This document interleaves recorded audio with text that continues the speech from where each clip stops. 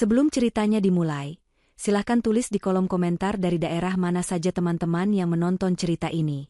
Jangan lupa like dan subscribe agar channel ini bisa semakin berkembang dan bisa mempersembahkan cerita yang lebih menarik lagi. Aroma gulai ayam yang kental dan kaya rempah menguar di seluruh penjuru rumah mungil kami. Asapnya mengepul dari panci tanah liat, menari-nari di udara sore yang hangat. Aku mengaduknya perlahan, memastikan santan tidak pecah, sebuah ritual yang kulakukan dengan penuh cinta. Bagiku, memasak bukan sekadar kewajiban, melainkan cara terbaik untuk menuangkan seluruh kasih sayangku untuk Doni, suamiku. Rumah kami memang tidak besar, sebuah peninggalan orang tuaku yang sengaja kupilih untuk kami tinggali. Perabotannya sederhana, namun setiap sudutnya bersih dan tertata rapi. Disinilah, dalam kesederhanaan ini, aku berharap bisa membangun istana cinta kami yang sesungguhnya, jauh dari bayang-bayang kemewahan yang sengaja kutinggalkan di masa lalu. 3 tahun sudah aku menyandang status sebagai Nyonya Anissa Firmansyah. 3 tahun yang kujalani dengan penuh bakti. Aku mendedikasikan hidupku untuk menjadi istri yang sempurna bagi Doni. Menyiapkan kemejanya di pagi hari, membuatkan bekal makan siangnya, hingga menyambutnya pulang dengan senyum dan hidangan hangat di malam hari. Doni adalah duniaku. Aku mencintainya dengan tulus. Mencintai ambisinya yang membara untuk sukses, juga semangatnya yang tak pernah padam. Aku percaya, di balik sifatnya yang terkadang sedikit angkuh dan terobsesi dengan status sosial, ada seorang pria baik yang dulu pernah membuatku jatuh cinta. Karena keyakinan itulah, aku rela menyembunyikan jati diriku yang sebenarnya. Baginya, aku hanyalah Anissa, seorang gadis yatim piatu tanpa latar belakang keluarga yang bisa dibanggakan. Dan aku tidak keberatan, karena aku ingin dia mencintaiku apa adanya, bukan karena siapa aku sesungguhnya. Suara deru motor Doni yang mendekat membuyarkan lamunanku. Segera kuletakkan sendok kayu dan bergegas ke depan, membuka pintu dengan senyum terukir di wajah. Doni masuk dengan wajah yang berbeda dari biasanya. Ada seberkas cahaya aneh di matanya, campuran antara bangga, gembira, dan sedikit gugup. Ia tidak langsung duduk di kursi makan seperti biasa, melainkan berdiri di tengah ruang tamu, memandangku dengan tatapan menilai. "Anissa, coba tebak apa yang aku bawa," katanya sambil mengangkat sebuah amplop tebal berwarna emas sampanye yang sejak tadi dipegangnya. Amplop itu tampak begitu mewah, terbuat dari kertas bertekstur dengan logo perusahaan yang diembos dengan tinta berkilauan. "Apa itu, Mas?" tanyaku sambil mendekat, mengeringkan tanganku yang basah di celemek. "Ini bukan sekadar surat," ujarnya dengan nada penuh penekanan. "Ini adalah pengakuan. Ini adalah tiket menuju level selanjutnya." Ia membuka amplop itu dengan hati-hati dan mengeluarkan sebuah kartu undangan yang tak kalah megah. Pesta tahunan perusahaan. Hanya manajer tingkat atas dan karyawan berprestasi yang diundang. Dan aku, Anissa, aku salah satunya. Aku bisa melihat binar kebanggaan yang meluap-luap dari matanya. Aku pun ikut merasakan kebahagiaan itu. Aku tahu betapa keras Doni bekerja, betapa ia mendambakan pengakuan seperti ini. Aku meraih tangannya dan menggenggamnya erat. "Selamat, Mas. Aku bangga sekali sama kamu. Acara sebesar ini pasti seru sekali." "Kapan acaranya? Aku harus pakai baju apa ya nanti?" tanyaku antusias. Benakku sudah membayangkan aku akan berdiri di sampingnya, menjadi pendamping yang paling mendukungnya. Namun, senyum di wajah Doni sedikit memudar. Ia menarik tangannya perlahan dari genggamanku. "Nah, itu dia masalahnya, sayang," mulainya dengan nada yang dibuat sepelan mungkin. "Acara ini sangat formal. Isinya hanya petinggi-petinggi perusahaan. Semua pembicaraannya soal bisnis, merger, saham. Kamu pasti akan bosan sekali di sana." Antusiasmeku seketika menyusut. "Bosan? Kenapa bosan? Ada kamu di sana. Mana mungkin aku bosan?" balasku, mencoba menjaga nada suaraku tetap ceria. Doni menghela napas, seolah sedang menjelaskan sesuatu yang rumit pada anak kecil. "Bukan begitu, Anissa. Maksudku, ini bukan acara untuk bersenang-senang. Ini lebih seperti ajang lobi, membangun koneksi. Aku harus fokus. Aku harus bisa berbaur dengan mereka. Kalau kamu ada di sana, aku khawatir tidak bisa memberikan perhatian penuh padamu. Aku tidak mau kamu merasa diabaikan." Kata-katanya terdengar begitu logis dan penuh perhatian. Namun entah mengapa ada sebuah bilah tajam tak kasat mata yang mengiris hatiku. Rasanya seperti ia sedang membangun sebuah dinding di antara kami. Aku menatap matanya, mencari kesungguhan di sana, atau mungkin secercah keinginan agar aku tetap datang. Tapi yang kutemukan hanyalah tatapan yang memohon pengertian, agar aku tidak membebani langkahnya. "Jadi, Mas mau pergi sendiri?" tanyaku lirih. Hanya untuk kali ini, sayang. Anggap saja ini bagian dari pekerjaanku. Semua yang kulakukan ini juga demi masa depan kita, kan? Agar kita bisa segera pindah dari rumah ini, punya mobil bagus, hidup lebih layak. Bujuknya sambil mengelus puncak kepalaku. Aku menelan kekecewaanku dalam-dalam dan memaksakan seulas senyum. Iya, Mas. Aku mengerti. Kamu fokus saja di acaranya. Buat kolega dan atasanmu terkesan. Doni tersenyum lega. Nah, begitu dong. Istriku memang paling pengertian. Ia kemudian mengecup keningku sekilas dan bergegas ke kamar mandi, meninggalkan aku yang masih berdiri mematung di ruang tamu bersama undangan emas yang tergeletak di atas meja. Undangan itu terasa dingin dan asing di mataku. Malam itu, setelah Doni tertidur pulas, aku tidak bisa memejamkan mata. Pikiranku terus berputar pada percakapan tadi. Aku tahu Doni ambisius. Tapi haruskah ambisi itu membuatnya merasa perlu menyembunyikan aku? Apakah aku sebegitu memalukannya? Aku bangkit dari tempat tidur dan berjalan ke lemari pakaian. Kuambil jas terbaik milik Doni yang akan ia kenakan besok malam. Aku ingin memastikan semuanya sempurna, tidak ada satu benang pun yang kusut. Saat aku meraba bagian saku dalamnya untuk memeriksa apakah ada kotoran, tanganku menyentuh secari kertas kecil yang terlipat rapi. Rasa penasaran mengalahkan rasa bersalahku karena lancang.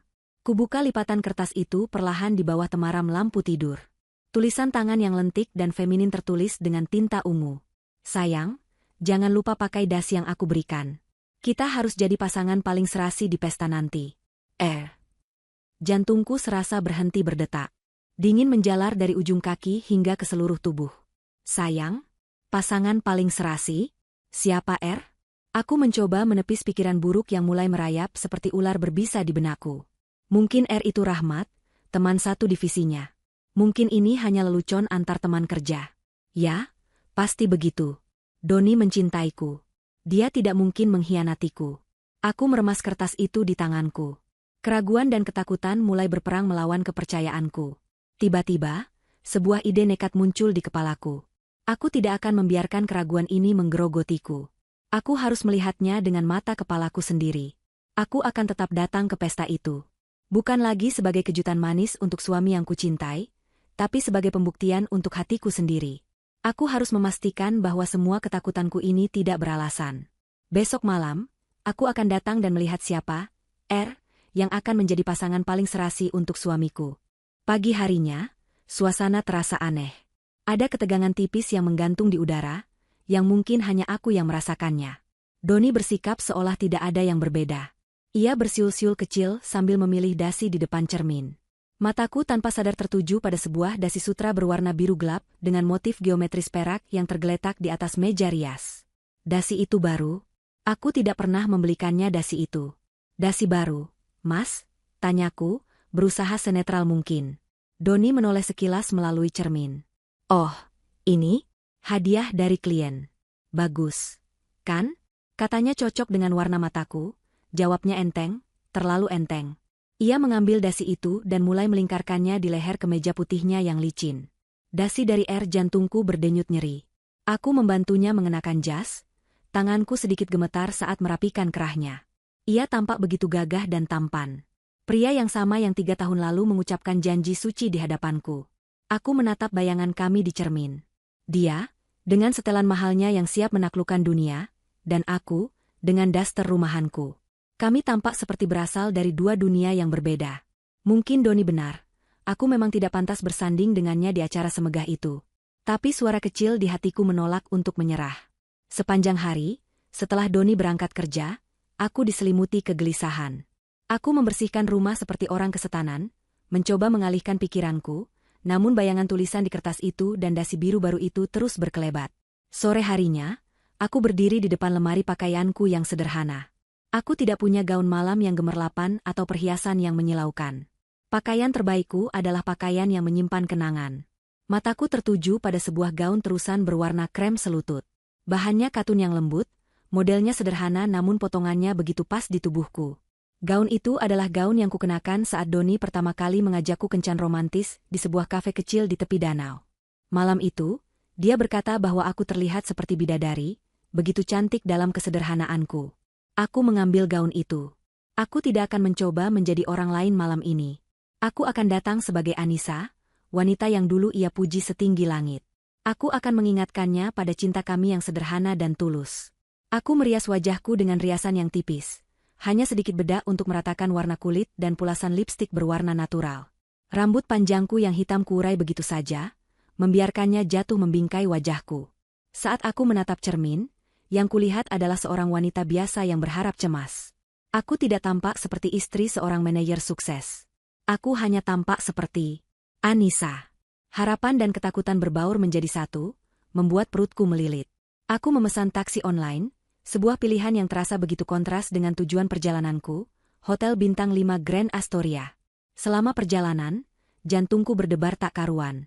Aku memandangi gedung-gedung pencakar langit yang bermandikan cahaya, membayangkan Doni sedang berada di salah satunya, tertawa dan bercengkerama.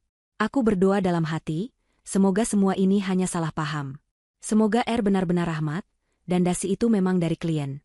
Semoga saat aku tiba, Doni akan terkejut, lalu tersenyum, dan menggandeng tanganku dengan bangga. Taksi berhenti di depan lobi utama hotel yang megah. Pilar-pilar marmer raksasa menjulang tinggi, lampu kristal besar menggantung di langit-langit, membiaskan cahaya keemasan ke segala arah. Mobil-mobil mewah Eropa berbaris rapi di jalur valet, menurunkan para penumpang yang berpakaian sans reproche. Aku menarik napas dalam-dalam sebelum melangkah keluar dari taksi. Seketika aku merasa kecil dan tak terlihat di tengah kemewahan ini. Gaun krem sederhanaku terasa seperti seragam orang tersesat. Aku melangkah masuk ke dalam lobi yang luas. Lantainya yang mengilap memantulkan bayanganku dengan sempurna. Suara alunan musik klasik yang lembut bercampur dengan dengung percakapan orang-orang penting. Aku mengedarkan pandanganku, mencari sosok suamiku di antara kerumunan. Dan kemudian, aku melihatnya. Doni berdiri di dekat sebuah air mancur mini di tengah lobi. Ia tampak begitu percaya diri, tertawa lepas sambil berbincang dengan beberapa pria berjas lain. Hatiku menghangat melihatnya. Seluruh keraguanku seakan menguap. Inilah suamiku, pria yang kucintai. Aku mulai melangkah mendekat, senyum lega mulai terkembang di bibirku. Namun, langkahku terhenti.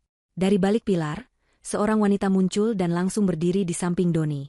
Seorang wanita yang sangat cantik dengan gaun malam berwarna merah menyala, yang memeluk tubuhnya dengan sempurna. Rambutnya disanggul modern, lehernya dihiasi kalung berlian yang berkilauan. Wanita itu dengan gerakan yang begitu luas dan akrab, merapikan dasi biru gelap yang dikenakan Doni. Dasi dari Doni tidak menepisnya, malah ia tersenyum, senyum yang begitu intim dan mesra. Mereka tertawa bersama, tawa yang terdengar begitu serasi. Duniaku runtuh seketika. Udara di paru-paruku seakan tersedot habis. Not di saku jasnya, dasi biru itu, dan wanita ini. Semua kepingan teka-teki itu kini menyatu menjadi sebuah gambar yang mengerikan. Pengkhianatan. Wanita itu pasti Rina, rekan kerja Doni yang beberapa kali ia sebutkan. Doni pernah berkata Rina adalah wanita yang ambisius dan sedikit agresif. Tapi dia tidak pernah bilang jika Rina secantik ini, dan sedekat ini dengannya. Mereka benar-benar terlihat seperti pasangan paling serasi. Pria sukses yang tampan dan wanita glamor yang mempesona. Dan aku berdiri di sini, di seberang lobi, dalam balutan gaun krem sederhana, gaun kenangan kencan pertama kami yang kini terasa seperti sebuah lelucon pahit. Aku bukan lagi seorang istri yang ingin memberi kejutan. Aku adalah seorang penonton yang menyaksikan babak baru kehidupan suamiku, babak di mana tampaknya tidak ada lagi tempat untukku. Kejutan yang kusiapkan dengan sepenuh hati, kini berubah menjadi kejutan paling menyakitkan yang pernah kuterima sepanjang hidupku. Kaki-kakiku terasa seperti jeli, nyaris tak mampu menopang berat tubuhku sendiri. Rasanya lebih mudah untuk berbalik, lari keluar dari hotel ini, dan menangis semalaman di rumah. Namun, bagian lain dari diriku, bagian yang telah terluka dan kini mulai mengeras, menolak untuk kalah sebelum berperang. Aku tidak akan pergi seperti seorang pengecut. Aku butuh jawaban. Aku butuh Doni melihatku dan menjelaskan pemandangan yang baru saja menghancurkan hatiku ini. Dengan langkah-langkah yang terasa berat seolah berjalan di atas lumpur, aku memaksa diriku untuk terus maju, melintasi lantai marmer yang dingin itu. Setiap langkah mendekati mereka, jantungku berdegup semakin kencang, memukul-mukul rusukku dengan brutal. Suara tawa mereka terdengar semakin jelas, semakin menyakitkan. Aku bisa melihat bagaimana tatapan Doni pada Rina, tatapan penuh kekaguman yang sudah lama tidak kulihat ditujukannya padaku. Aku bisa melihat bagaimana Rina sesekali menyentuh lengan jas Doni dengan begitu santai, seolah itu adalah hak miliknya. Ketika jarak kami hanya tinggal beberapa meter, aku berhenti sejenak, mengumpulkan sisa-sisa kekuatan yang kumiliki. Aku merapikan gaunku yang tidak kusut, mencoba menampilkan ekspresi setenang mungkin, meskipun di dalam diriku sedang terjadi badai tsunami. Lalu, dengan suara yang kuyakinkan agar tidak bergetar, aku memanggilnya. Mas Doni. Suaraku tidak keras, namun cukup untuk membuat Doni dan orang-orang di sekitarnya menoleh. Kejutan, tambahku, memaksakan seulas senyum yang terasa kaku dan perih di bibirku. Waktu seolah berhenti.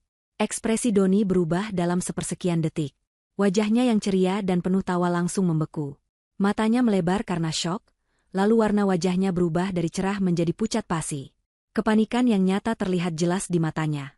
Ia seperti seorang pencuri yang tertangkap basah. Di sampingnya, Rina mengangkat satu alisnya. Tatapannya bergerak dari wajahku, turun ke gaunku, lalu ke sepatuku yang sederhana, dan kembali lagi ke wajahku. Tatapan itu penuh dengan cemooh dan superioritas, seolah ia sedang mengamati serangga aneh yang tersesat masuk ke istananya. Teman-teman Doni yang tadi asyik berbincang kini terdiam.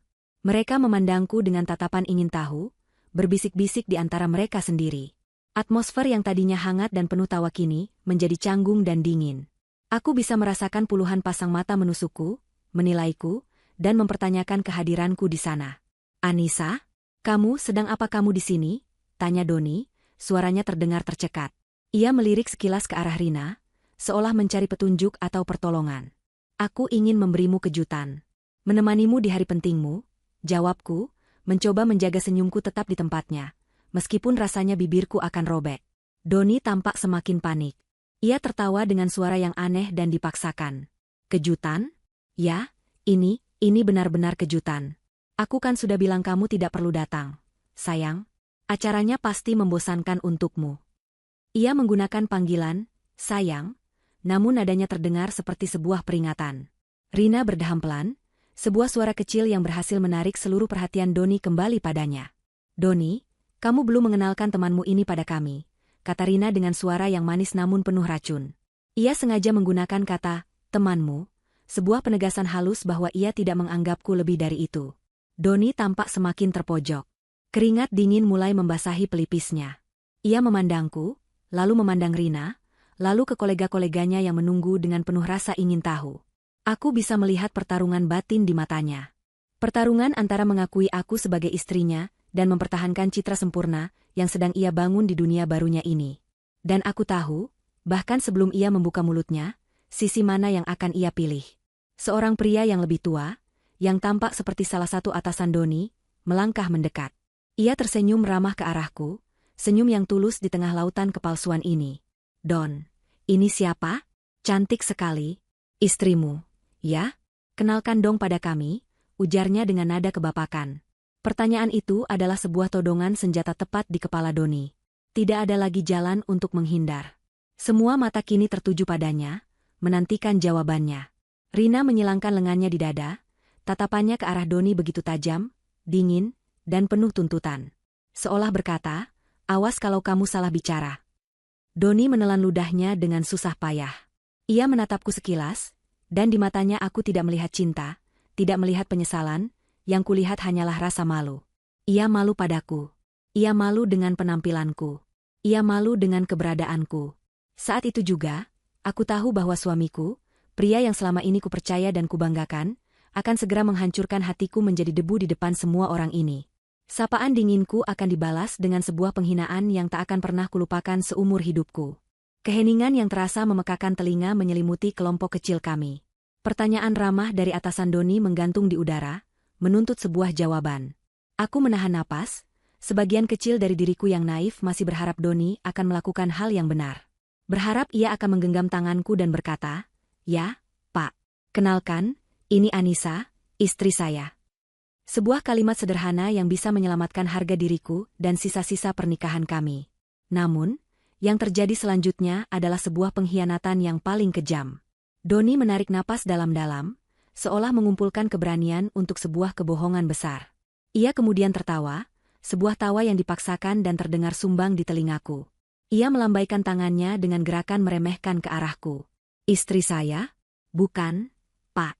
Bapak salah paham, katanya dengan nada ringan, seolah sedang meluruskan kesalahpahaman kecil.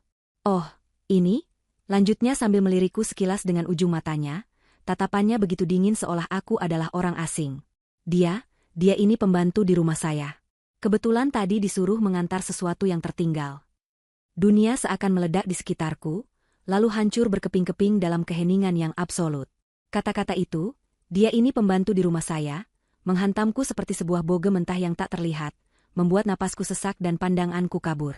Telingaku berdenging hebat, meredam suara-suara lain di sekitarku.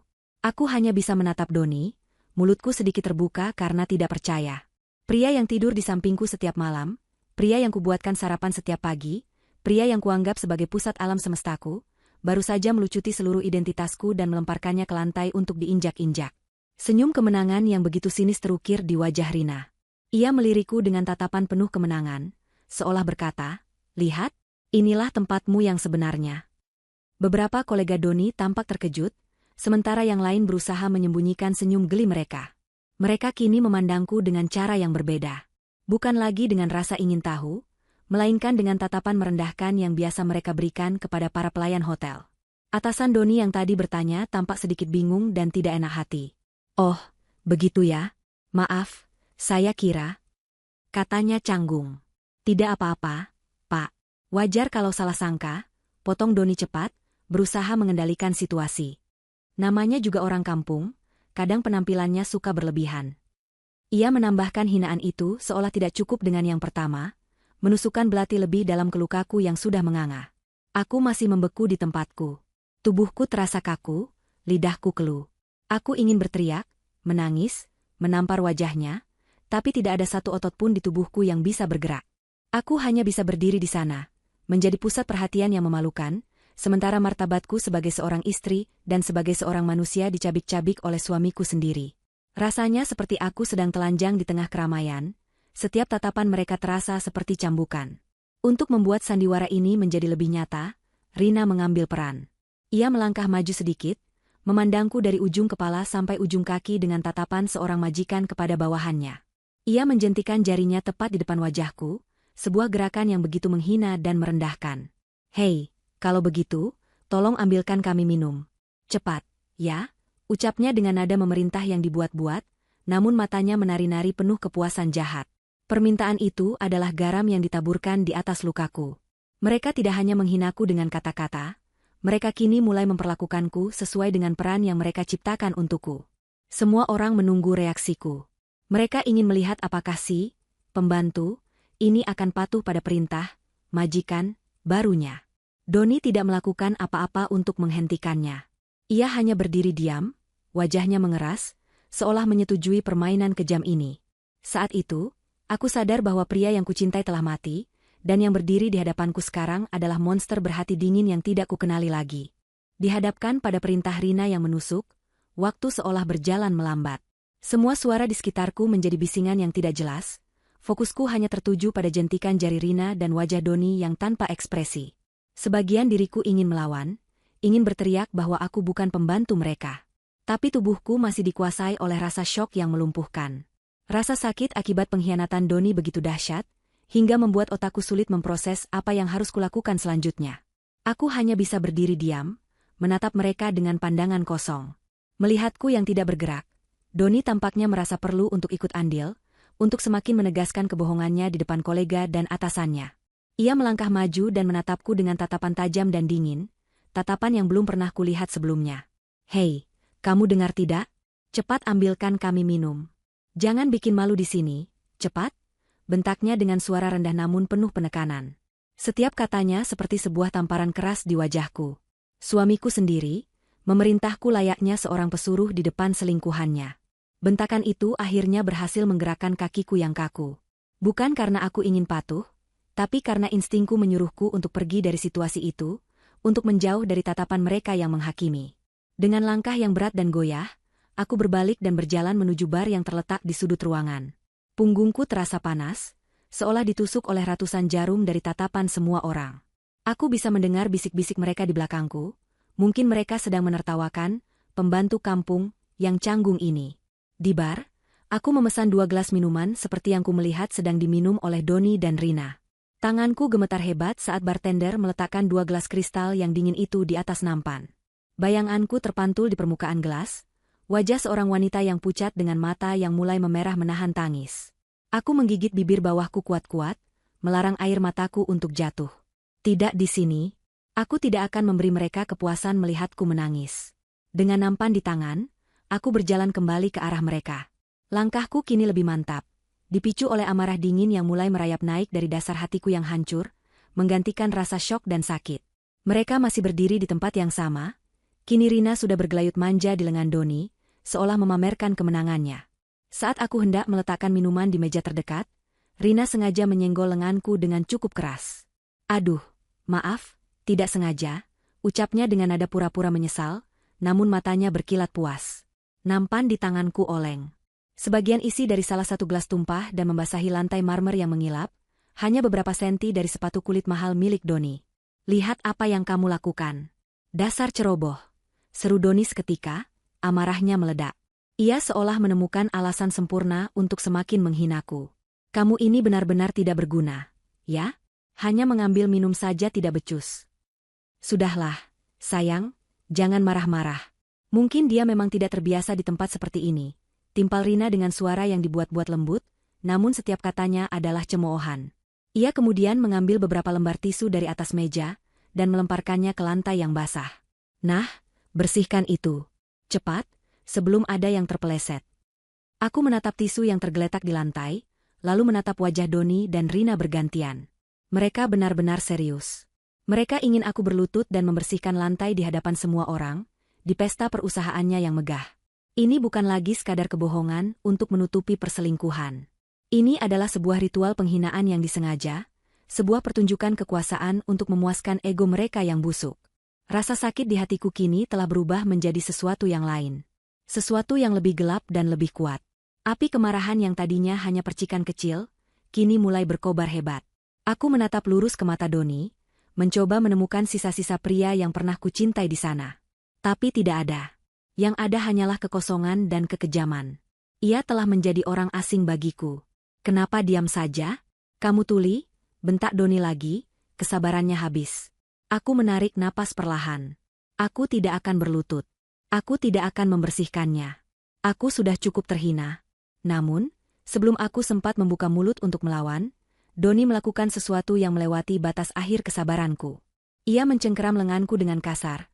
Tarikannya begitu kuat hingga membuatku meringis kesakitan, lalu menyeretku menjauh dari keramaian, menuju sebuah sudut di dekat pintu darurat yang sepi. Cengkeraman Doni di lenganku terasa seperti borgol baja. Ia menyeretku tanpa mempedulikan aku yang hampir tersandung gaunku sendiri. Di sudut yang remang-remang, jauh dari panggung utama pesta, ia membanting tubuhku ke dinding dengan kasar. Punggungku membentur tembok yang dingin, membuatku sedikit terkesiap karena sakit dan kaget. "Untuk apa kamu kesini? Hah?" desisnya, wajahnya begitu dekat dengan wajahku. Napasnya beraroma alkohol dan kemarahan. Matanya yang biasanya hangat kini menatapku dengan kebencian murni. "Apa tujuanmu datang ke sini? Mau merusak reputasiku? Mau membuatku malu di depan semua orang penting?" Suaranya rendah, namun penuh dengan getaran amarah yang tertahan. Aku menatap wajahnya, wajah yang pernah kucium setiap pagi, kini terlihat begitu mengerikan. Rasa takut mencoba merayapiku, namun api kemarahan di dalam diriku jauh lebih besar. "Aku hanya ingin menemanimu, Mas," jawabku lirih, suaraku serak karena menahan gejolak emosi. Itu adalah kebenaran awalku, alasan suciku sebelum semuanya berubah menjadi mimpi buruk. "Aku istrimu. Apa salah jika seorang istri ingin mendampingi suaminya?" Doni tertawa sinis, tawa yang sama sekali tidak mengandung kebahagiaan. "Istriku? Jangan membuatku tertawa, Anissa. Lihat dirimu." Ia menunjukku dari atas ke bawah dengan tatapan jijik. "Dengan baju kampungan begini? Dengan penampilan seperti ini? Kamu pikir kamu pantas bersanding denganku di tempat ini?" Setiap kata-katanya adalah belati yang ia hunuskan berulang kali ke jantungku. "Lihat Rina," lanjutnya, matanya berkilat-kilat saat menyebut nama itu. "Dia cerdas, dia berkelas, dia tahu bagaimana cara membawa diri. Dia wanita yang pantas bersanding denganku. Dia yang membantuku mendapatkan koneksi, bukan kamu yang hanya bisa berdiam diri di dapur." Jadi itu masalahnya. Aku adalah sebuah aib. Kesederhanaanku, yang dulu ia puji sebagai pesona terbesarku, kini telah menjadi noda memalukan yang harus ia sembunyikan.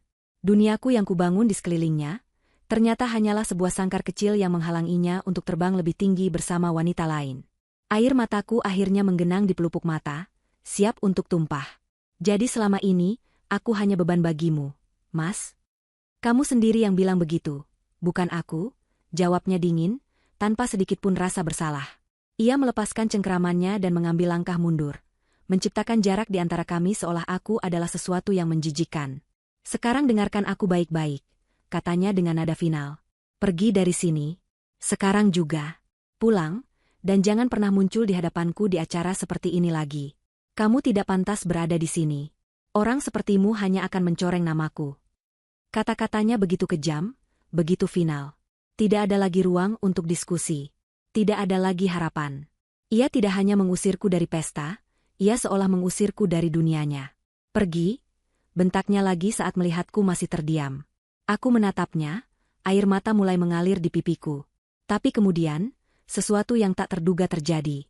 Ia melangkah maju lagi dan mendorong bahuku dengan cukup kuat. Cepat pergi. Dorongan fisik itu, sekecil apapun itu, adalah pemicunya. Itu adalah batas terakhir. Sesuatu di dalam diriku seakan patah. Rasa sakit yang meluap-luap, kesedihan yang tak tertahankan, dan cinta yang buta, semuanya lenyap dalam sekejap. Kosong. Lalu, kekosongan itu diisi oleh sesuatu yang baru. Sesuatu yang dingin, keras, dan kuat seperti baja. Air mataku berhenti mengalir seketika. Aku mengusap pipiku yang basah dengan punggung tanganku. Aku mengangkat kepalaku dan menatap lurus ke mata Doni. Tatapanku pasti telah berubah, karena ia tampak sedikit terkejut dan mundur selangkah. Tatapan yang ia lihat bukan lagi tatapan istri yang terluka, melainkan tatapan seorang hakim yang siap menjatuhkan vonis. Aku tersenyum tipis. Sebuah senyuman yang tidak mencapai mataku. Senyuman yang mungkin terlihat mengerikan di bawah cahaya lampu yang remang. Aib, katamu. Aku mengulang kata terakhirnya dengan suara yang tenang dan datar, suara yang tidak kukenali sebagai suaraku sendiri. Kau baru saja membuat kesalahan terbesar dalam hidupmu, Doni Firmansyah. Tolls. Doni tampak bingung dengan perubahan sikapku yang drastis. Amukannya yang meledak-ledak kini berhadapan dengan ketenanganku yang ganjil, dan itu membuatnya kehilangan momentum.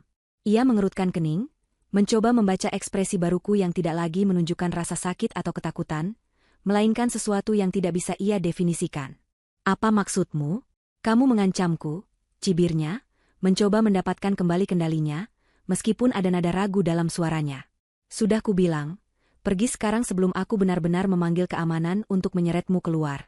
Jangan mempermalukan dirimu lebih jauh lagi. Aku tidak menjawab. Sebaliknya, aku merapikan gaunku yang sedikit kusut, meluruskan punggungku hingga tegak sempurna, dan berjalan melewatinya. Aku tidak berjalan ke arah pintu keluar seperti yang ia perintahkan. Aku berjalan kembali menuju jantung pesta, ke arah keramaian yang gemerlap. Hei, kamu mau kemana? Anissa, panggil Doni, suaranya terdengar panik. Ia mengikutiku dari belakang, mencoba meraih lenganku, namun aku bergerak lebih cepat. Langkahku mantap dan penuh tujuan. Orang-orang yang tadi memandangku dengan hinaan, kini menatapku dengan heran saat aku berjalan lurus melintasi ruangan. Aku tidak lagi menunduk. Aku menatap lurus ke depan, mataku tertuju pada satu titik. Panggung kecil di sudut ruangan tempat seorang MC sedang membacakan beberapa pengumuman dengan suara ceria. Di belakangnya, sebuah spanduk besar bertuliskan, Pesta Tahunan Berkah Maju Group, terpampang dengan megah. Ironis sekali, saat aku semakin dekat ke panggung, Doni berhasil menyusulku. Anissa, hentikan. Jangan berbuat gila, bisiknya dengan marah, mencoba menghalangi jalanku. Rina, yang melihat keributan kecil itu dari kejauhan, mulai berjalan mendekat dengan wajah khawatir sekaligus kesal. Aku tidak mempedulikan mereka. Dengan gerakan cepat yang tidak terduga, aku naik atas panggung yang hanya beberapa langkah tingginya. MC yang sedang berbicara terkejut dan berhenti di tengah kalimat. Musik yang mengalun lembut seketika berhenti atas isyarat seorang teknisi yang bingung. Seluruh aktivitas di dalam ballroom itu terhenti. Ratusan pasang mata kini serempak tertuju padaku, wanita bergaun krem sederhana yang berdiri di bawah sorotan lampu panggung. Keheningan total menyelimuti ruangan. Dari atas panggung, aku bisa melihat semuanya dengan jelas. Wajah-wajah yang terkejut, bingung, dan ingin tahu. Dan di antara kerumunan itu, aku melihat wajah Doni yang pucat pasi seperti kertas, dan Rina yang menatapku dengan horor. Mereka tahu aku akan melakukan sesuatu yang akan menghancurkan malam sempurna mereka. Aku meraih mikrofon dari penyangganya. Benda itu terasa dingin dan berat di tanganku. Aku menarik napas dalam-dalam, bukan karena gugup, tapi untuk mengumpulkan semua kekuatan yang kusiapkan untuk badai yang akan datang. Selamat malam semuanya, sapaku. Suaraku, yang diperkuat oleh pengeras suara, terdengar jelas, tenang, dan tanpa getar sedikit pun. Suara itu menggema ke setiap sudut ruangan, menuntut perhatian penuh. Maaf mengganggu pesta Anda sekalian. Aku berhenti sejenak, membiarkan ketegangan di ruangan itu meningkat. Mataku menyapu seluruh hadirin, sebelum akhirnya berhenti dan mengunci tatapanku pada Doni. Perkenalkan, pria di sana, kataku sambil menunjuk lurus ke arah Doni, membuatnya menjadi pusat perhatian. Semua orang mengikuti arah telunjukku. Doni tampak ingin ditelan bumi. Pria yang mengenakan jas mahal dan dasi sutra biru itu, Doni Firmansyah, yang beberapa saat lalu dengan bangganya memperkenalkan saya kepada atasannya sebagai pembantunya. Suara gumaman terkejut dan tidak percaya langsung menyebar seperti api di seluruh ruangan. Orang-orang mulai berbisik, saling pandang, lalu kembali menatap Doni dengan ekspresi yang berubah total. Kenyataannya, lanjutku dengan nada yang lebih tegas, pria itu adalah suami saya. Gempar. Suasana yang tadinya hanya bisik-bisik kini berubah menjadi riuh. Pernyataanku adalah sebuah bom yang meledak di tengah pesta mereka. Dan dia, aku melanjutkan, tidak memberikan jeda bagi siapapun untuk mencerna informasi itu. Suami saya, Doni Firmansyah, baru saja menghina saya, mempermalukan saya, bahkan mendorong saya dan mengusir saya dari pesta ini. Alasannya? Karena menurutnya, penampilan saya yang sederhana ini adalah sebuah aib yang tidak pantas bersanding dengannya di acara megah milik perusahaan terhormat ini. Aku berhenti lagi, menatap wajah Doni yang kini dipenuhi campuran antara amarah dan ketakutan yang luar biasa. Ia tampak ingin menyangkal, tapi lidahnya keluh. Tapi ada satu hal kecil yang lupa suamiku ketahui tentang pembantu ini, kataku, kini dengan nada suara yang mulai menajam, mengandung kekuatan yang selama ini kupendam. Mungkin sudah saatnya aku memperkenalkan diri dengan benar kepada Anda semua, para karyawan, manajer, dan jajaran direksi dari perusahaan ini. Aku berdiri lebih tegak, dagu terangkat, menatap mereka semua dengan tatapan yang tak tergoyahkan. Nama lengkap saya, Anissa Widya Atmaja. Putri tunggal dari almarhum Bapak Hartono Widya Atmaja, pendiri Berkah Maju Group. Keheningan yang terjadi setelah aku mengucapkan nama lengkapku adalah jenis keheningan yang berbeda. Bukan lagi keheningan karena bingung, melainkan keheningan yang syarat akan keterkejutan absolut. Nama, Widya Atmaja, adalah nama keramat di perusahaan ini. Nama sang pendiri legendaris yang fotonya terpajang di lobi utama. Untuk sesaat, tidak ada yang bergerak. Ratusan orang hanya bisa menatapku dengan mulut sedikit terbuka, mencoba menghubungkan wajah sederhanaku dengan nama besar yang baru saja kuucapkan. Kemudian, tawa pecah. Bukan tawa dari semua orang, tapi tawa yang paling menyakitkan datang dari Doni dan Rina. Mereka tertawa gugup pada awalnya, lalu tawa itu menjadi lebih keras, seolah menganggap ini adalah lelucon paling absurd yang pernah mereka dengar. "Kamu sudah gila?" teriak Doni dari tempatnya berdiri, wajahnya merah padam karena malu dan marah. "Dasar wanita gila. Jangan percaya padanya. Dia stres karena saya tinggal ke pesta. Dia pasti mengarang semua ini." Rina ikut menimpali, "Benar? Mana mungkin pewaris Berkah Maju Group berpenampilan seperti ini? Jangan-jangan dia penyusup. Keamanan. Panggil keamanan." Beberapa orang mulai ikut ragu. Pernyataanku memang terdengar terlalu luar biasa untuk menjadi kenyataan. Aku sudah menduga reaksi ini. Karena itu, aku tetap tenang. Aku tidak perlu berdebat dengan mereka. Aku hanya perlu membuktikannya. Aku mengeluarkan ponselku dari saku gaunku yang sederhana, sebuah ponsel yang tidak terlihat mewah namun memiliki akses tak terbatas. Dengan gerakan yang tenang, aku menekan sebuah nomor panggilan cepat di layar. Aku sengaja mengaktifkan mode loudspeaker agar semua orang bisa mendengar. Nada sambung berbunyi 2 kali sebelum sebuah suara berat yang berwibawa dan sangat dikenal di perusahaan menjawab. "Selamat malam, Nona Anissa. Ada yang bisa saya bantu?" Seluruh jajaran manajer senior dan direksi langsung mengenali suara itu. Itu adalah suara Pak Budi Santoso, direktur utama yang menjabat saat ini, tangan kanan kepercayaan almarhum ayahku. "Selamat malam, Pak Budi," jawabku dengan tenang. "Saya harap saya tidak mengganggu. Bisakah Bapak datang ke ballroom utama sekarang? Tolong bawa serta salinan dokumen pengesahan waris atas nama saya, dan juga kartu identitas dewan direksi saya. Ada sedikit kesalahpahaman di sini yang perlu diluruskan." "Tentu saja, Nona. Saya segera ke sana," jawab Pak Budi tanpa keraguan sedikit pun. Sambungan teleponku tutup. Suasana di ruangan itu kini berubah total. Keraguan mulai berganti menjadi rasa penasaran yang luar biasa. Wajah Doni dan Rina berubah dari tawa mengejek menjadi horor murni. Mereka tahu siapa Pak Budi. Jika direktur utama sendiri yang datang, maka ini bukanlah lelucon. Kurang dari 2 menit kemudian, pintu utama ballroom terbuka. Pak Budi yang berusia akhir 50-an, dengan setelan jas paling rapi dan aura yang sangat dihormati, berjalan masuk dengan langkah cepat. Di belakangnya, beberapa staf senior mengikuti dengan wajah tegang. Ia tidak mempedulikan orang lain. Matanya langsung tertuju ke panggung, ke arahku. Saat tiba di depan panggung, ia melakukan sesuatu yang membuat seluruh isi ruangan menahan napas. Ia membungkukkan badannya dengan hormat. "Nona Anissa, maaf saya terlambat. Ini dokumen yang Anda minta," katanya sambil menyerahkan sebuah map kulit tebal kepada asistennya, yang kemudian dengan sigap menghubungkan proyektor ke laptop dan menampilkan isi dokumen itu di layar besar di belakang panggung. Di layar itu, terpampang dengan jelas akta notaris, surat wasiat, dan struktur kepemilikan saham Berkah Maju Group. Dan di sana, di puncak tertinggi, tertulis nama, Anissa Widiatmaja, pemilik sah dan pemegang saham mayoritas. Wajah Doni menjadi putih seperti kapas. Lututnya lemas, ia hampir tersungkur jika tidak berpegangan pada sebuah meja. Rina gemetar hebat, wajahnya yang tadi angkuh kini dipenuhi ketakutan. Aku mengambil mikrofon kembali. Sebelumnya, suami saya dan selingkuhannya ini memperlakukan saya seperti pembantu. Mereka menyuruh saya mengambilkan minum, dan bahkan menyuruh saya membersihkan lantai. Kataku, suaraku dingin menggema di ruangan yang kini senyap seperti kuburan. Aku menatap Rina yang gemetar. "Nona Rina, tadi Anda menjentikan jari dan menyuruh saya mengambil minum, bukan? Sekarang, coba Anda lakukan lagi." Rina membeku, matanya membelalak ngeri. "Saya? Ayo lakukan," bentakku, menggunakan otoritas yang baru saja kutegaskan. Suaraku begitu kuat hingga membuat Rina tersentak kaget. Dengan tangan gemetar hebat, ia berjalan terseok-seok ke bar, mengambil segelas air, dan membawanya ke arahku dengan kepala tertunduk dalam, menyerahkannya seperti seorang hamba. Aku menerima gelas itu, lalu menatap Doni yang masih terpaku. "Dan kau, suamiku, kau tega menjatuhkan minuman dan menyuruh istrimu sendiri membersihkannya dengan tisu di hadapan semua orang." Aku sengaja menyenggol gelas di tanganku, menumpahkan isinya di dekat sepatu kulit mahal Doni yang kini terasa tidak ada harganya. Aku lalu melemparkan beberapa lembar tisu ke lantai.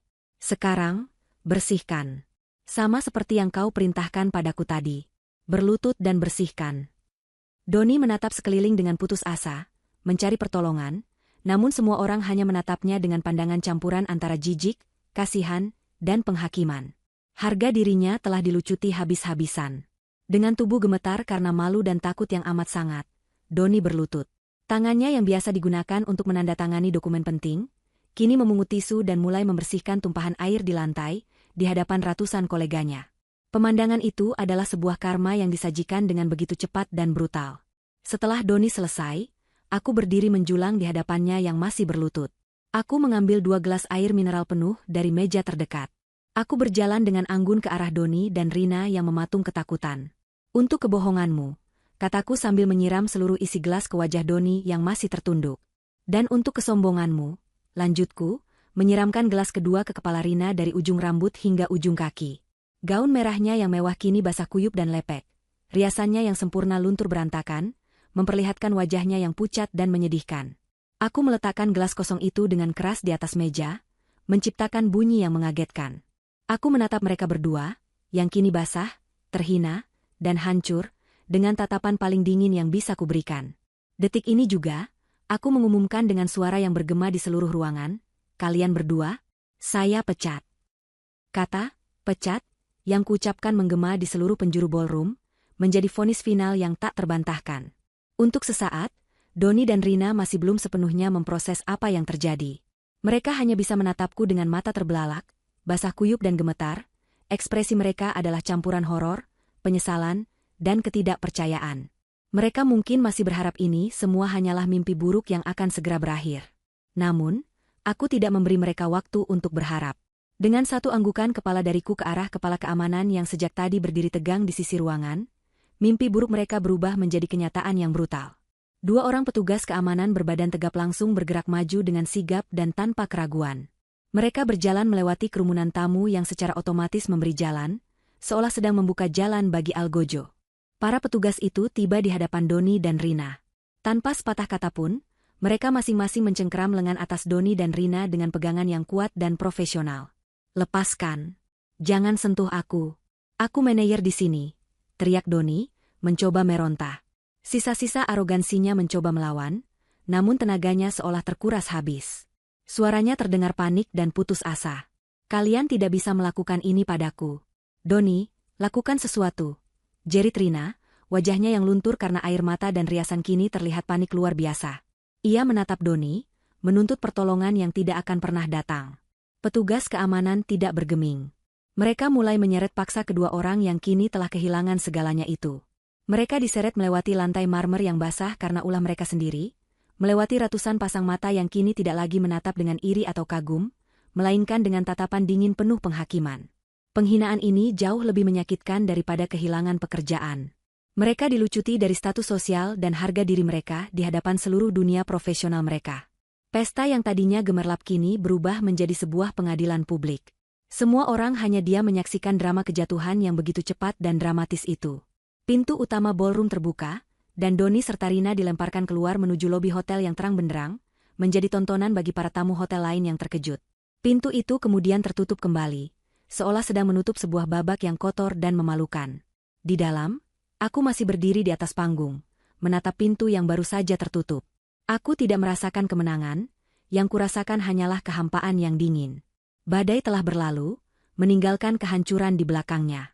Pak Budi mendekatiku di atas panggung. "Nona Anissa, Anda baik-baik saja?" tanyanya dengan nada khawatir. Aku mengangguk pelan. "Saya baik-baik saja, Pak. Tolong pastikan semua prosedur pemecatan mereka diurus malam ini juga. Blokir kartu akses perusahaan mereka, tarik semua fasilitas kantor, termasuk mobil dan apartemen yang ditempati Doni. Pastikan besok pagi, mereka tidak lagi memiliki hubungan apapun dengan Berkah Maju Group," perintahku dengan suara yang datar namun tegas. "Baik, Nona. Akan saya laksanakan segera," jawab Pak Budi, lalu ia segera menghubungi beberapa orang melalui teleponnya untuk menjalankan perintahku.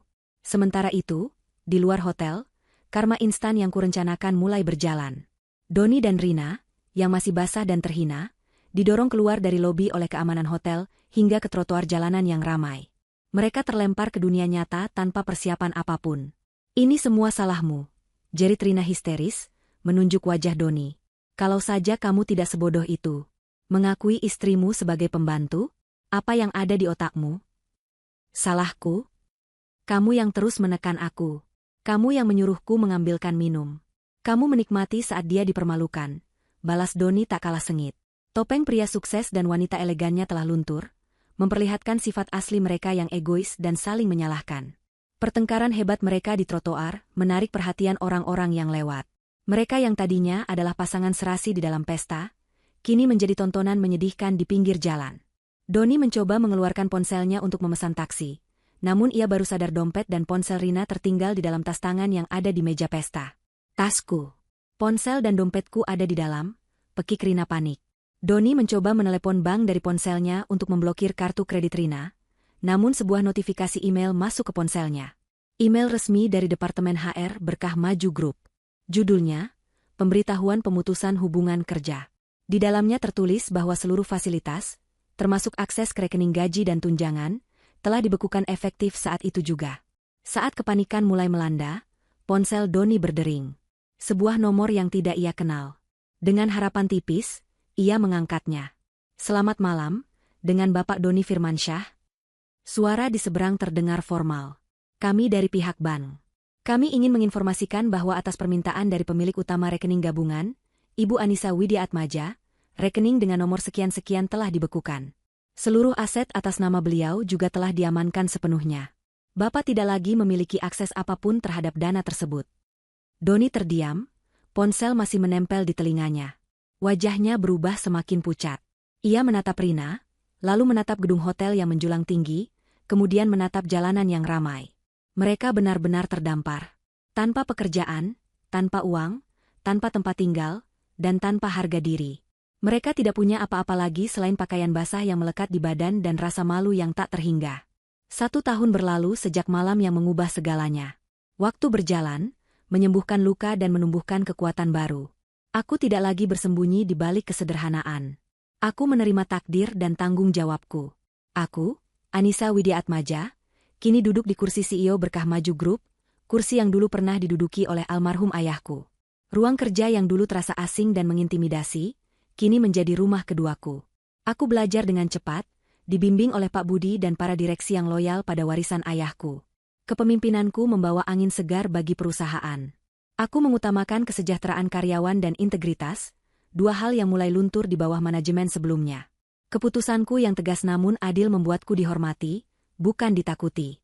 Wajahku kini sering muncul di sampul majalah bisnis, bukan sebagai sosialita, melainkan sebagai salah satu pemimpin wanita paling berpengaruh di negeri ini. Aku telah menemukan tahtaku yang sebenarnya, tahta yang dibangun bukan dari warisan semata, melainkan dari kerja keras, keteguhan, dan kemampuan untuk bangkit dari kehancuran. Aku bahagia. Aku utuh. Aku kuat. Di sisi lain kota, di sebuah gang sempit yang becek dan berbau apak, kehidupan berjalan dengan sangat berbeda. Di sebuah kamar kontrakan petak yang pengap, di mana cat dindingnya mengelupas dan atapnya sering bocor saat hujan, Doni dan Rina menjalani hari-hari mereka. Kemewahan yang pernah mereka puja kini, hanya menjadi kenangan pahit yang menyiksa. Doni, yang dulu selalu tampil licin dengan kemeja mahal, kini bekerja sebagai buruh serabutan di sebuah proyek bangunan. Kulitnya menghitam terbakar matahari, tangannya yang dulu terawat kini kapalan dan kotor. Setiap hari ia mengangkat beban berat di bawah tatapan mandor yang galak, mendapatkan upah yang hanya cukup untuk makan sekali sehari. Wajahnya selalu masam, dipenuhi garis-garis penyesalan dan kebencian pada takdir. Ia membenci Rina yang dianggapnya sebagai sumber sial, namun ia terlalu pengecut untuk hidup sendirian. Rina, yang dulu selalu memamerkan kuku-kukunya yang terawat sempurna dan gaun-gaun rancangan desainer, kini bekerja sebagai pencuci piring di sebuah warung makan yang ramai dan kotor. Aroma bawang dan minyak jelantah melekat permanen di rambut dan pakaiannya. Tangannya yang dulu mulus kini kasar dan sering terluka karena sabun colek dan air panas. Setiap malam ia pulang ke kontrakan dengan tubuh lelah dan hati yang hampa, disambut oleh wajah masam Doni yang selalu menyalahkannya.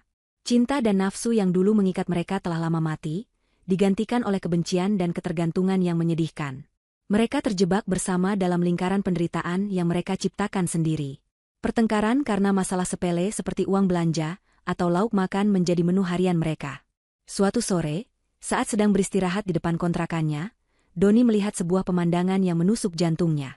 Sebuah televisi 14 inci milik tetangga yang diletakkan di depan rumah, sedang menyiarkan sebuah program bincang-bincang bisnis. Dan di layar itu, terpampang wajahku.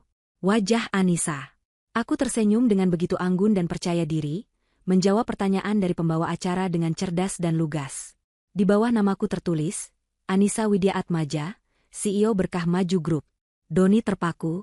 Ia melihat wanita di layar itu, wanita yang begitu bersinar, kuat, dan dihormati. Lalu ia menatap tangannya sendiri yang kotor dan kapalan. Ia teringat malam itu, malam di mana ia menyebut wanita luar biasa itu sebagai pembantu. Malam di mana ia menukar berlian paling berharga di dunia, dengan sebuah batu kerikil yang ternyata beracun. Penyesalan yang begitu dalam dan menyesakkan menghantamnya, membuatnya sulit bernapas. Rina yang baru pulang kerja melihat pemandangan yang sama. Ia berhenti di mulut gang, menatap layar televisi dengan mata kosong. Wajah wanita yang pernah ia hina dengan menjentikan jarinya, kini tersenyum dari puncak dunia, sementara ia terjebak di dasar jurang yang paling dalam. Tidak ada lagi harapan. Tidak ada lagi jalan kembali.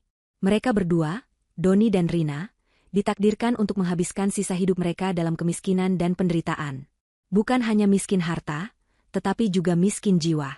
Setiap hari mereka akan dihantui oleh bayangan kesuksesanku, sebuah pengingat abadi akan kesombongan dan pengkhianatan yang telah menghancurkan hidup mereka selamanya. Keadilan telah ditegakkan dengan cara yang paling memuaskan. Sementara aku membangun kembali istanaku, mereka akan selamanya mendekam di penjara penyesalan yang mereka bangun sendiri. Tentu saja. Di balik alur ceritanya yang dramatis dan memuaskan, kisah Tahta di Balik Daster menyimpan lapisan-lapisan pembelajaran yang mendalam dan relevan tentang sifat manusia, hubungan, nilai-nilai kehidupan, dan konsekuensi dari setiap pilihan. Cerita ini bukan sekadar fantasi balas dendam, melainkan sebuah cermin yang memantulkan realitas sosial dan moral, menawarkan wawasan berharga bagi siapapun yang menyimaknya. Berikut adalah penjabaran mendalam mengenai pembelajaran yang bisa kita ambil, yang membentang lebih dari 1.500 kata. 1. Kesia-siaan menilai seseorang dari penampilan luar. Ini adalah pelajaran paling fundamental dan sentral dalam keseluruhan cerita. Kesalahan fatal yang dilakukan Doni dan Rina, yang menjadi pemicu kehancuran mereka, adalah keyakinan buta bahwa penampilan luar adalah satu-satunya tolok ukur nilai seseorang. Mereka melihat gaun krem sederhana Anissa dan langsung menyimpulkan bahwa ia adalah sosok yang rendahan, tidak berpendidikan, miskin, dan tidak pantas berada di lingkungan mereka. Mereka terjebak dalam ilusi bahwa jas mahal, gaun desainer, dan perhiasan berkilauan adalah penanda superioritas. Cerita ini dengan brilian menghancurkan logika dangkal tersebut. Anissa, dalam kesederhanaannya, ternyata adalah sumber dari semua kemewahan yang mereka nikmati dan puja. Pesta megah tempat mereka berdiri, perusahaan yang memberikan doni jabatan dan gaji, gedung pencakar langit yang menjadi simbol statusnya, semuanya adalah milik wanita yang mereka hina sebagai pembantu. Ini adalah sebuah ironi yang begitu menusuk dan menjadi kritik tajam terhadap budaya masyarakat modern yang seringkali terobsesi dengan citra. Kita diajarkan bahwa kekayaan materi yang sesungguhnya dan kekuasaan sejati seringkali tidak berteriak. Ia bisa datang dalam keheningan, dalam balutan kerendahan hati, dan dalam sikap yang tidak pamer. Pembelajaran ini mengajak kita untuk melihat lebih dalam, melampaui merek pakaian, model gawai, atau jenis kendaraan yang seseorang gunakan. Karakter, integritas, kecerdasan, dan kebaikan hati adalah aset yang tak ternilai yang tidak bisa dilihat hanya dengan mata telanjang. Doni dibutakan oleh ambisinya hingga ia lupa bahwa wanita yang ia nikahi memiliki ketulusan dan kesetiaan yang jauh lebih berharga daripada semua koneksi bisnis yang bisa Rina tawarkan. Pada akhirnya, ia tidak hanya kehilangan akses terhadap kekayaan Anissa, tetapi ia juga kehilangan satu-satunya orang yang mencintainya tanpa syarat. Kisah ini menjadi pengingat abadi dari peribahasa, jangan menilai buku dari sampulnya. Karena sampul yang paling sederhana bisa jadi menyimpan kisah yang paling luar biasa. 2 bahaya mematikan dari kesombongan dan ambisi buta. Karakter Doni adalah studi kasus yang sempurna tentang bagaimana kesombongan dan ambisi yang tidak terkendali dapat meracuni jiwa dan menghancurkan hidup seseorang. Ambisi itu sendiri bukanlah hal yang buruk. Ia adalah bahan bakar untuk kemajuan. Namun, ketika ambisi itu menjadi buta dan menghalalkan segala cara, ia berubah menjadi monster yang melahap nilai-nilai kemanusiaan. Doni tidak lagi melihat pernikahannya sebagai sebuah ikatan cinta, melainkan sebagai sebuah beban sosial yang menghambat laju karirnya. Ia melihat Anissa bukan sebagai pasangan hidup, melainkan sebagai aksesori yang tidak sesuai dengan citra, manajer sukses, yang ingin ia proyeksikan. Kesombongannya membuatnya merasa berhak mendapatkan yang lebih baik, dalam definisinya, yang lebih glamor, lebih kaya, dan lebih berpengaruh seperti Rina. Ia merasa begitu tinggi hingga ia berani melabeli istrinya sendiri sebagai pembantu, sebuah tindakan puncak dari arogansi yang melupakan akar dan asal-usul hubungan mereka. Cerita ini menunjukkan bahwa kesombongan adalah sebuah penyakit yang membutakan. Doni begitu sibuk mendongak ke atas, mengejar status yang lebih tinggi, hingga ia tidak menyadari bahwa ia sedang berdiri di atas ladang berlian. Ia rela mengorbankan Anissa demi mendapatkan validasi dari kolega dan atasannya, tidak sadar bahwa semua orang yang ingin ia buat terkesan itu, pada akhirnya, adalah bawahan dari wanita yang ia injak-injak. Kejatuhannya yang instan dan total adalah konsekuensi langsung dari kesombongannya. Langit seolah runtuh menimpanya tepat saat ia merasa berada di puncak dunia. Ini adalah pelajaran keras bahwa semakin tinggi seseorang terbang dengan sayap kesombongan, semakin keras dan fatal ia akan jatuh. Hidup yang dibangun di atas kebohongan dan penindasan terhadap orang lain adalah pondasi yang sangat rapuh, yang hanya menunggu waktu untuk runtuh. 3. Kekuatan sejati bersemayam dalam integritas dan kerendahan hati. Anissa adalah antitesis dari Doni dan Rina. Karakternya mengajarkan kita tentang kekuatan yang sesungguhnya. Di awal cerita, ia mungkin tampak lemah, penurut, dan naif. Namun, tindakannya didasari oleh sebuah prinsip yang kuat, integritas. Pilihannya untuk menyembunyikan identitasnya bukanlah karena ia minder, melainkan karena ia mencari sesuatu yang otentik, cinta yang tulus yang tidak didasari oleh status atau kekayaan. Ini adalah sebuah tindakan yang membutuhkan kekuatan karakter yang luar biasa. Kerendahan hatinya bukanlah sebuah kelemahan, melainkan sebuah pilihan sadar. Ia menemukan kebahagiaan dalam hal-hal sederhana, memasak untuk suaminya, merawat rumah, dan memberikan dukungan tulus. Namun, ketika integritas dan harga dirinya diinjak-injak secara brutal, cerita ini menunjukkan bahwa orang yang paling sabar sekalipun memiliki batasnya. Transformasi Anissa di pesta itu bukanlah perubahan dari lemah menjadi kuat. Melainkan, itu adalah momen di mana kekuatan yang selama ini ia simpan di dalam dirinya akhirnya dilepaskan. Ketenangannya saat menghadapi penghinaan, caranya merebut mikrofon, dan bagaimana ia mengeksekusi pembalasannya, dengan begitu dingin dan terstruktur menunjukkan kecerdasan dan ketegasan seorang pemimpin. Ia tidak berteriak histeris atau menangis tanpa arah. Ia menghadirkan bukti, membalikkan penghinaan, dan menjatuhkan vonis dengan otoritas penuh. Ini mengajarkan kita bahwa kerendahan hati dan kekuatan bukanlah dua hal yang bertentangan. Justru, orang yang paling rendah hatilah yang seringkali menyimpan cadangan kekuatan paling besar. Mereka tidak perlu membuktikan apapun kepada siapapun, tetapi ketika dipaksa, mereka akan menunjukkan siapa diri mereka sebenarnya dengan cara yang tak terlupakan. 4. Hukum tabur tuai itu mutlak dan tak terhindarkan. Salah satu aspek paling memuaskan dari cerita ini adalah penegakan hukum karma atau tabur tuai yang begitu cepat dan setimpal. Setiap perbuatan jahat yang dilakukan Doni dan Rina dibalas dengan balasan yang serupa, hanya saja dengan skala yang jauh lebih besar dan permanen. Ini adalah pelajaran moral yang sangat kuat tentang akuntabilitas dan konsekuensi. Doni menyebut Anissa, pembantu, dan memerintahkannya. Sebagai balasannya, ia dipaksa untuk berlutut dan membersihkan lantai seperti seorang pesuruh di depan semua orang. Rina dengan angkuh menjentikan jarinya dan meminta diambilkan minum. Sebagai balasannya, ia disiram dengan air dan dipermalukan di hadapan publik yang sama. Mereka berdua ingin mengusir Anissa dari dunia glamor mereka. Pada akhirnya, merekalah yang diseret keluar dan dilemparkan ke jalanan, kehilangan akses ke dunia itu untuk selamanya.